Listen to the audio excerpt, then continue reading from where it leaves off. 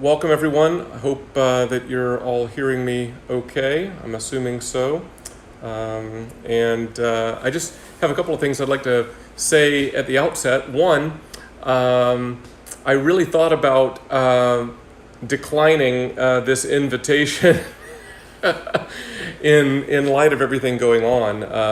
We were scheduled to do this this follow-up session from a session that Michelle Franz, formerly of Seminole State College, and I did last November. And in light of everything with COVID-19, I really thought about not doing this session. It just seemed ill-timed.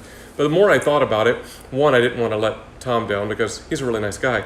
But two, I thought, well, there are things that I think we might say in a session like this. We might pivot a little bit and say a few different things than we would have otherwise. So today's title is maybe a little bit tongue-in-cheek, but is very sincere. Really? You're still talking about faculty buy-in to the quality initiative while remote teaching is still ongoing? Yes, and I think there's a reason to do that. So that's what we're going to talk about. Some caveats first. We're not going to go over ground that's already been covered. Last fall's November 2019 Instructional Designer Network webinar session that I just mentioned, that I co-facilitated with Michelle Franz, is available on YouTube at the URL that you see there. And I'll note that throughout this session, I make use of quick, memorable URLs, usually using the bit.ly shortening service, bit.ly. This one, capital I, capital D, capital N, faculty buy-in, all lowercase, no spaces. Feel free, snap a photo as we go. I assume that Tom will make the slides available to you afterwards, but just in case, snap a photo, then you can go look up resources that I sprinkle throughout. So if you missed that session or you want to see it again, go and look at it, because we're not going to talk about that today. We're not going to talk about what's going on in the state of Florida. We're not going to talk about specific strategies for generally fostering buy-in. We're not going to do that. That's in that other session. This is a follow-up session.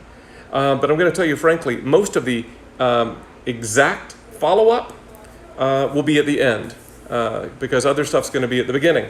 Most of this session is what we might call a spin-off rather than a follow-up in light of the remote teaching, remote learning, and what we might call emergency learning due to COVID-19.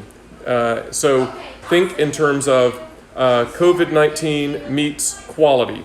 So think about that as most of the framing for today's session.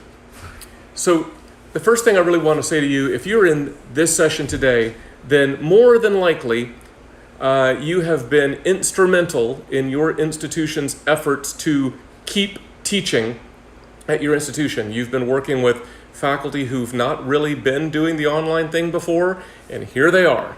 And if that's the case, and I'm sure that it is, I just want to add my voice to Tom Two's and say, first and foremost, thank you. We owe you a debt collectively. You've been working hard for weeks now, and thank you for doing that. Here's how I want to start this with my framing. This is a tweet on Twitter. Feel free to connect with me, ktompso. You see my Twitter handle there. This is probably my most viewed tweet ever, or certainly one of them.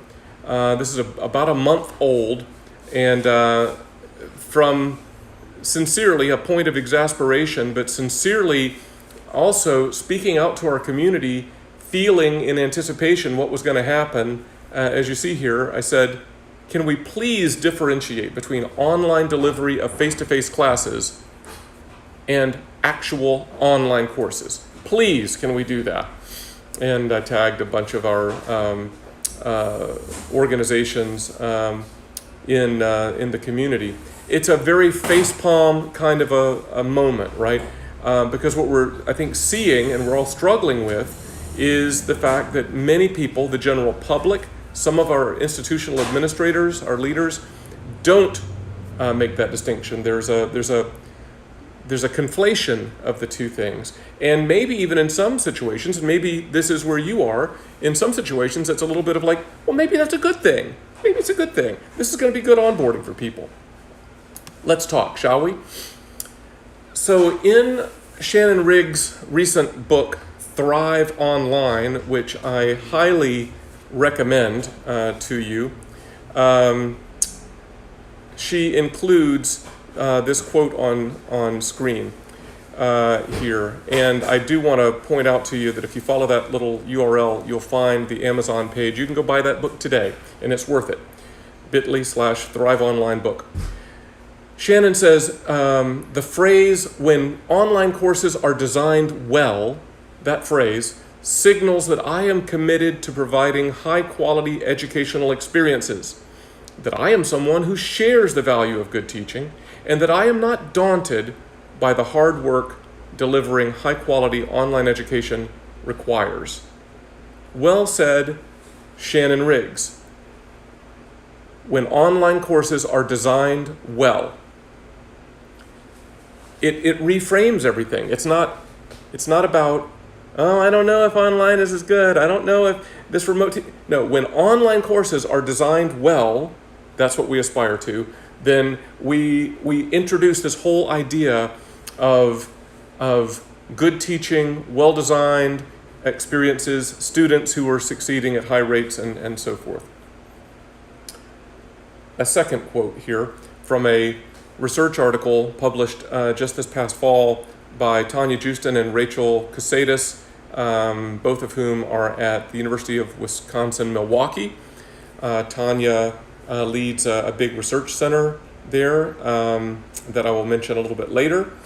And in their research study published in the Online Learning Journal last fall, toward the end of their study, which interestingly looks at quality design characteristics for online courses and desirable student outcomes, perception of learning, final course grade, satisfaction, and so forth, along a lot of different demographic lines.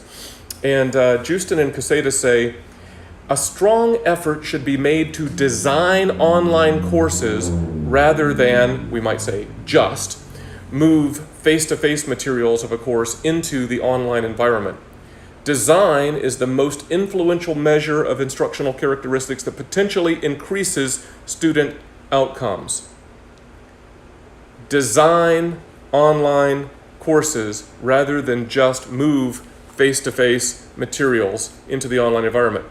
Move face-to-face materials of a course into the online environment. Well, that's what we're doing right now during the COVID-19 era. So I'm here to call out for a high view of quality, but I want to talk to you for a moment about, in my opinion, some very concrete do's and don'ts about how we do that and who we do that with at our institutions during the immediate era. So here's first some please don't, please do not, please don't expect temporary online delivered face-to-face courses. Don't expect them to meet quality standards of well-designed actual online courses. Don't do it.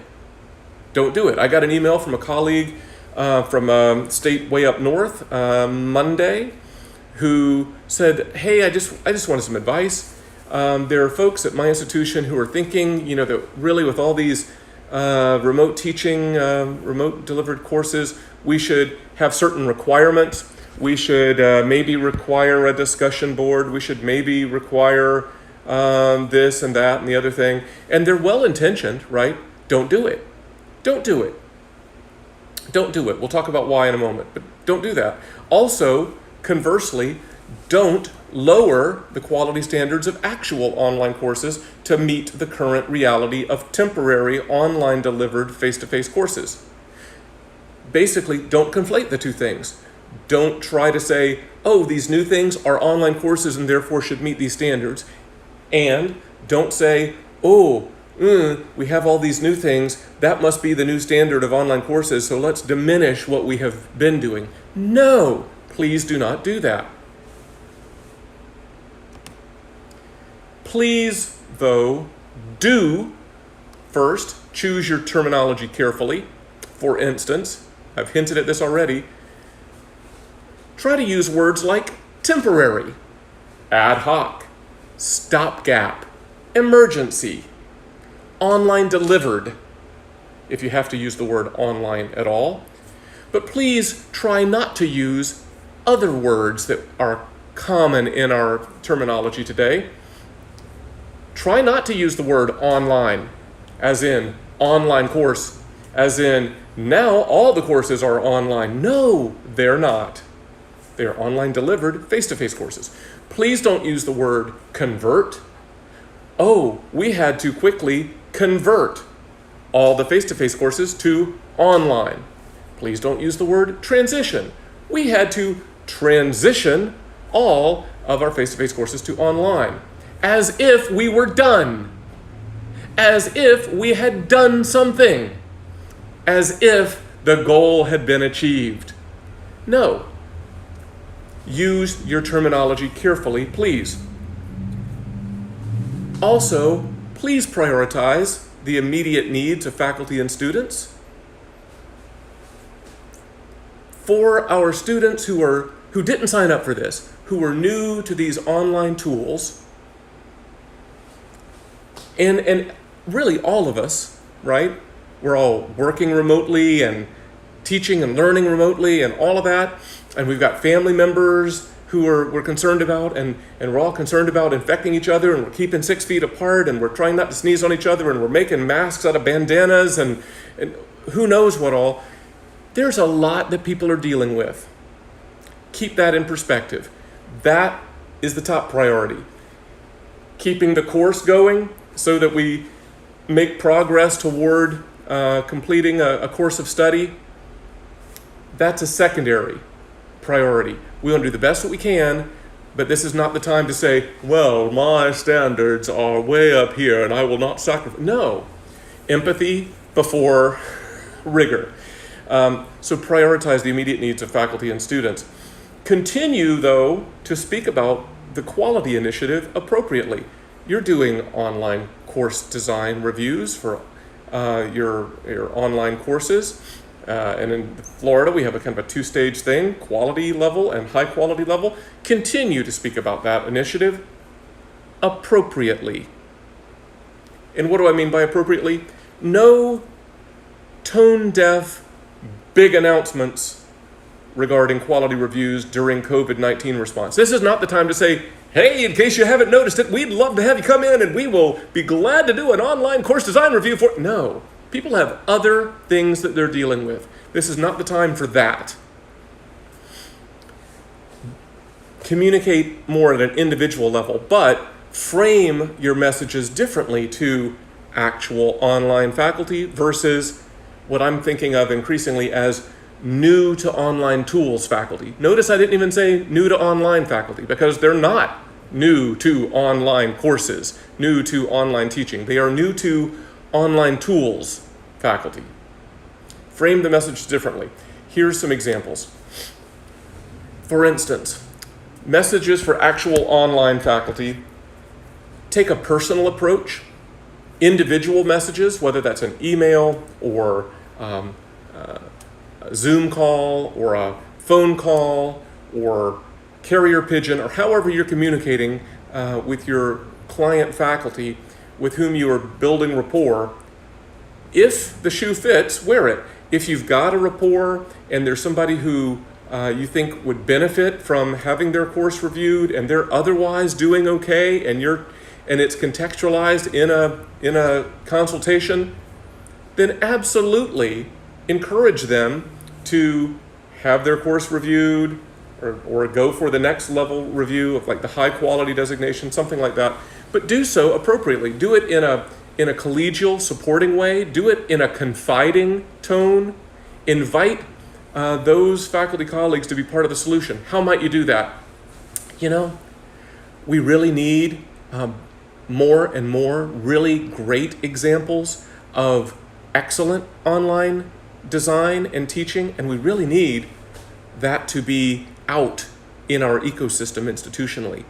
Would you be willing to let me review your course, and we can say that it's quality sealed when you pass that, and we can shine a bright light on it, and we can have you speaking up as somebody who really does excellent online design, and you can talk to your colleagues in your department or in your college, in your academic unit area about how what you're doing is different than this emergency remote kind of a thing, that is being part of a solution. That is being collegial. That is having a confiding tone. But that's a personal approach. Let's talk long-term versus short-term goals. Long-term, what we want in this kind of a quality initiative is to increase the number of high-quality designated online courses. We'd love that, right? We'd all love that. We'd love to see, wow, how many high-quality courses do we have? That's great. That's long-term. That's not right now, though. That's great. Continuing to work on it during this period, that's great. But shorter term and more from a felt need perspective, right now, recruit high-quality faculty as potential spotlight ambassadors. Get them talking everywhere, especially to their department chairs and deans and other senior administrators, but to their colleagues as well, everywhere about what is the same and what is different about excellent actual online teaching versus stopgap remote teaching. In the short term, that is a viable goal. Also, help actual online faculty frame what they already know as helpful tips for the new to online tools faculty. That is useful. What's not useful is to say, ooh, let me teach you everything I've learned over the last 5 to 10 years about really good online design and online teaching. No, that would not be helpful. Oh, you know, anytime we're teaching a really good online course, what we need to have is no. Well, you need to have really great alignment between your student learning outcomes and your assessments. No, that's not what we're doing right now. We're all just trying to get through today, this week, and this semester. So recruit your successful, excellent online faculty to help frame messages that will get their colleagues who are new to online tools to that successful next spot, one day, 1 week, one month at a time. Messages for new to online tools faculty. Plant seeds. Plant seeds with new to online tools faculty. Encourage appropriate priorities in the short term. I've already mentioned that a little bit, right? Just get through today. Just get through. Prioritize the human over the procedural. Embody empathy. Realize that your students are humans and they have needs. Don't just figure that they're all trying to scam you. Just try to get through the term. Those are appropriate priorities in the short term, but then little nuggets, little ideas for how to make this whole thing a little bit more efficient. Try to do no harm in the process. Be digestible. If you can draw that from existing resources that you already have, little videos or little blog postings or what have you, great. You know, if you have to create something new, that's fine too. Enlist the help of your faculty, client, colleagues in doing that. Get things digestible, send them out. I have a colleague who teaches at a private school in Texas, and she told me this week that she has been doing daily emails to her 400, 600 faculty about just getting through, about like little encouragements to them about what to do next. But in the process, as you're engaging with new to online tools faculty, kindly point out that it takes a lot of preparation, it takes a lot of collaboration, and it takes a lot of time to design and teach a really good online course. You don't have to be obnoxious about it, but kindly point that out. The stuff that we're doing right now, we're just trying to get through. That's not what we do when we design and really well support online courses and programs, real online courses and programs. We do a whole different thing. That's not what this is right now. And then from talking to a colleague just this week, it occurred to me that we need to be attentive in the semesters ahead to the fact that we might have faculty who have been doing this remote teaching thing appearing in our preparation programs and professional development activities for actual online courses, maybe in the fall, maybe next spring, and so forth. And they may be showing up going, oh, I've got a frame of reference for this stuff because I did remote teaching back in the COVID-19 era. And won't that be nice when we talk about COVID-19 in the past, going, oh yes, back then, it's just a story that we tell. That'll be nice.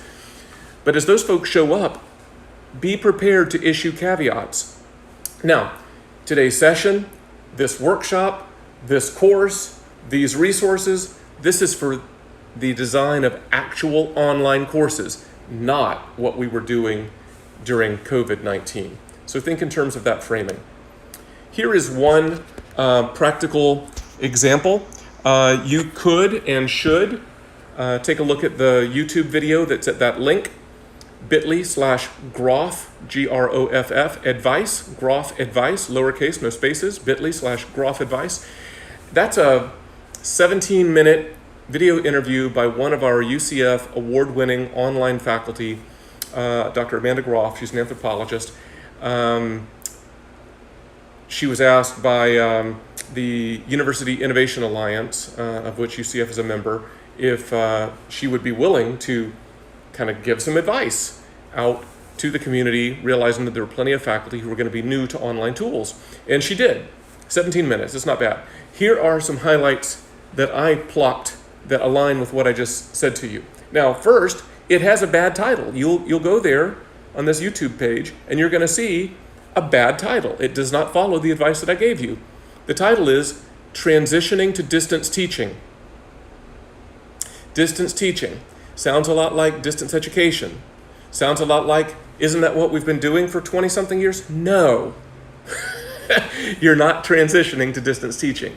Here's advice for getting through, which is exactly what she goes on to advocate. Here's just a couple of bullet points. I won't read them all to you, but because you can read them. But notice that she contrasts, hey, you're not completely overhauling your course like you would be if you were doing a real online course. You're not, the constructing an online course, that's a whole other thing. Entirely different beast, she says. And she just says, you just got to get through this. Think one day at a time. Think, how am I going to do this thing? How do I minimize the variables? How do I keep things simple for myself and my students? And even though there's been a lot of like synchronous video kind of stuff, she even points out, and I think this is wise, she said, tune into the fact that students have other demands, and they might not be able to get to a live synchronous session that's scheduled at the same time as when the course was a face-to-face course that they signed up for back in the uninterrupted part of the semester. Now, record that stuff and plan on students accessing it asynchronously.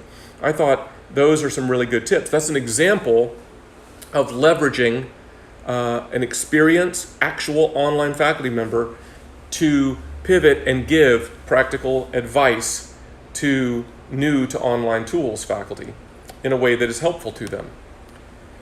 Now, we have to frame all of this carefully. Many of you will have seen the very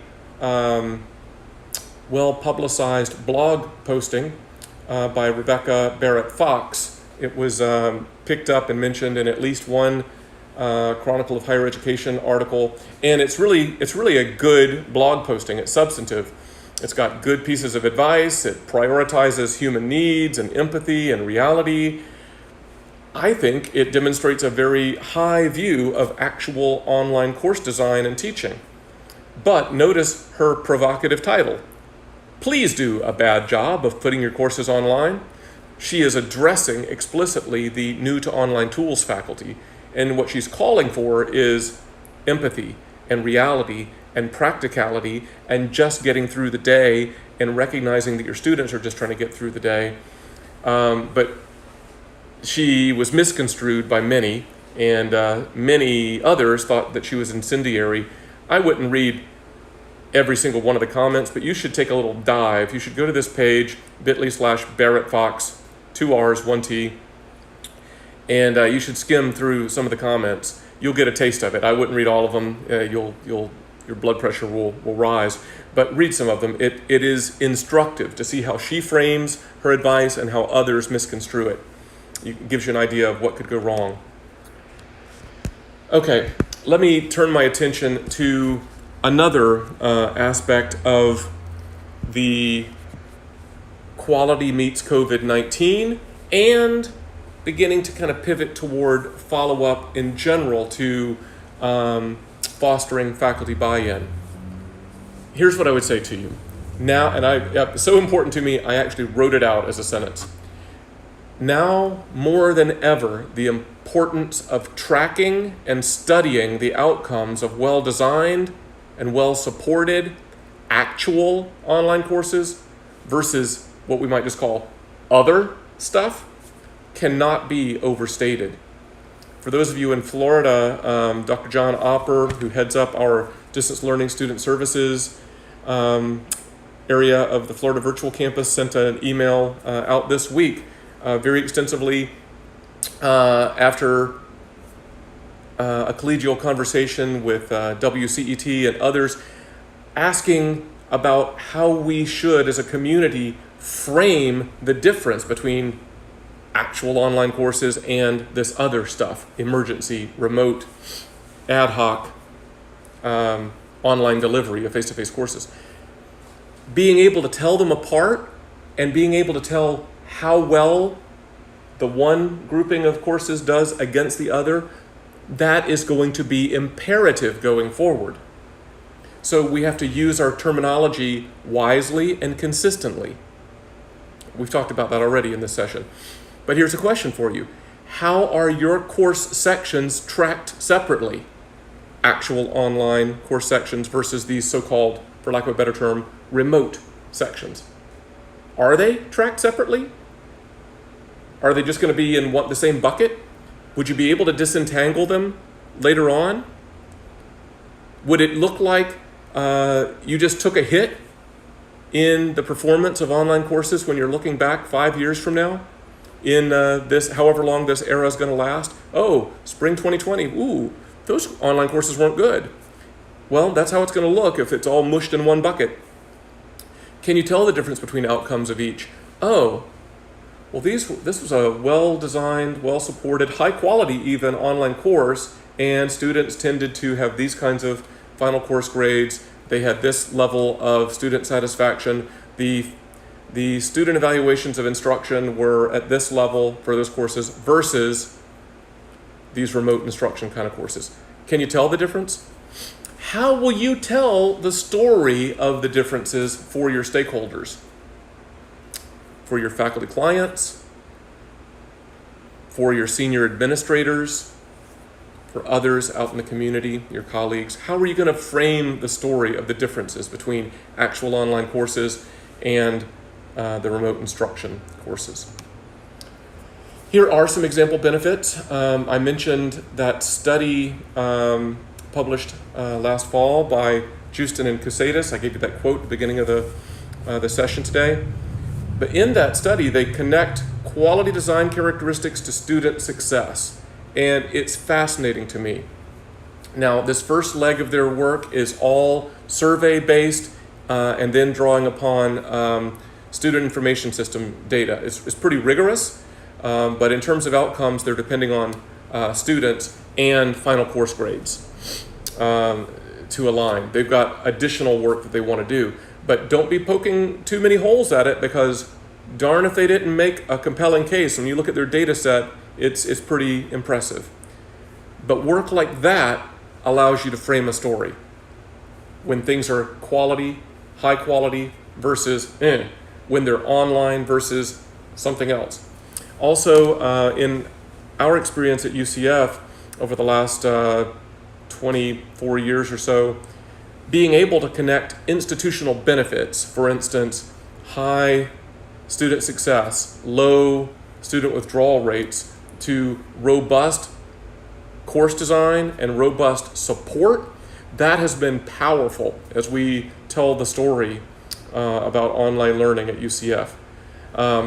Particularly our flagship faculty preparation course, IDL 6543, 80 clock hour commitment, takes about 10 weeks. We've been running it for about 24 years. We invest heavily. It's required of faculty before they teach online.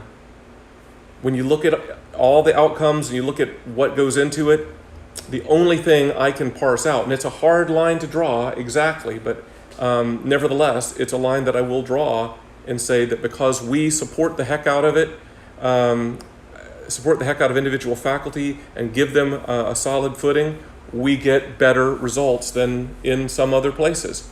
Higher success rates, lower withdrawal rates, higher satisfaction rates, and so forth. Those are two concrete examples of the importance of connecting quality to evaluation and actual research. At a larger scale, something to take a look at. I did not bit.ly URL these, forgive me, but hopefully you can snap a photo and go to them later, or if Tom too gives you the slides, you can just click the link. But the Cal State University system has this effort that they call SQUARE, Student Quality Assurance Impact Research, and they're looking at various aspects of their system-wide quality efforts. They've got something like 60 institutions in their system, and they're deploying online course quality measures, and they're looking at various aspects of that, and that's ambitious. Also, our colleague Tanya Jewson that I mentioned from University of Wisconsin-Milwaukee, she heads up the National Research Center for Distance Education and Technological Advancement, or DETA, which they pronounce DATA. That quality and success inquiry, that line of inquiry that they're doing, that one publication that I mentioned has come from so far, that's powerful. They're looking for institutional research partners. Now, I wouldn't stop at the URL that's there on screen. That's just a gateway, but Tanya and I have been in communication a month or so back and even this week, and I would love to hear if any of you in our systems in Florida would like to share data, talk to Tanya. I'd love to broker a conversation with several of our institutions doing that. It's pretty rigorous, it's demanding. We have to kind of broker some data access through data administrators at each institution, and that's not for the faint of heart. But imagine us in Florida, each individual institution, but also like at the system level in Florida. Imagine us being able to tell a story of, hey, when it's a quality designated course, this tends to happen. When it's a high quality designated course, that tends to happen. Isn't that fascinating? So we should talk more about that. Okay, here's the follow-up that I promised you, and we're heading down the home stretch here. So back in November, and again, I'm giving you the YouTube URL again, Michelle Franz and I offered this Instructional Designer Network webinar, Creating Faculty Buy-In. You should go watch it if you haven't already. There's a lot of practical suggestions in there.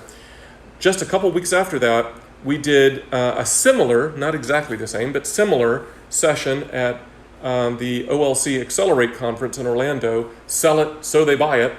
And we had very good interaction. Tom too was there. Thanks, Tom, for coming. A lot of folks from different institutions around the country who wanted to also, like you all, foster more buy-in, faculty buy-in to quality efforts. And so we got some ideas via a web questionnaire, and then got ideas and put together a collaborative Google Doc, and put a bunch of resources in there, began to establish priorities, had one virtual meeting in January with the idea that we'll meet like quarterly. Well, that was pre-COVID-19, but we'll get back on the horse eventually. But the trajectory that we're outlining here is one of info sharing between individuals and institutions, maybe research, like I just mentioned a while ago, maybe future collaborative sessions, like in the webinar series like this, or at our professional conferences, which might also be webinars in the future, if it's any indication, because all of our travel budgets are going to be lean, and we're going to be doing a lot more webinars in the next year, I think. But collaborative sessions where we tell these stories and share our successes would be, I think, a real desirable thing that some of us are interested in. And I would invite those of you on this session today to join in. So specifically, to get access to that collaborative Google Doc that I mentioned, to say, yes, I too would like to share ideas, get ideas from like-minded interstate colleagues, or to say, hey, I'd like to learn more about Tanya Justin's data quality meets student outcomes kind of research. To do that, complete this quick form. It's like your email address and your name and any kind of ideas that you have, any questions that you have. You just go there, you fill it out. Take a picture, go do it later, do it right now, it doesn't matter. bit.ly/follow-up_quality buy-in. bit.ly/follow-up_quality buy-in, lowercase, no spaces. And finally, we're going to turn our attention to some questions and answers here in just a moment. But if I can do anything to help you whatsoever, if you want to talk more about any of this, you want to just commiserate, you want to say, can you believe it? I'd welcome that. Via email or via social media, professional networking, just feel free to reach out. Meanwhile, I think we have a few minutes here that we can get into some facilitated question and answer that Tom's going to lead for us. Tom?